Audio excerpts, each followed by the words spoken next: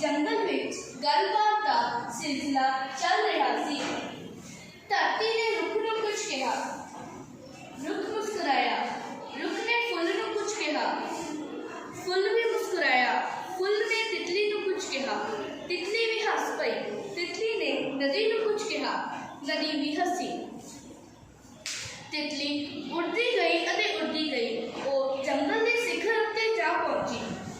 सारिਆਂ ने धरती दे गीत गाया।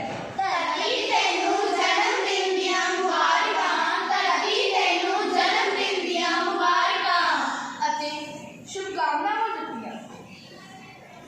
तितली नच रही सी। नदी ने शरारत की। रुख रुख ਵਧਾਈਆਂ ਦਿੰਦੇ ਹੋਏ लहरा रहे सन। सारिਆਂ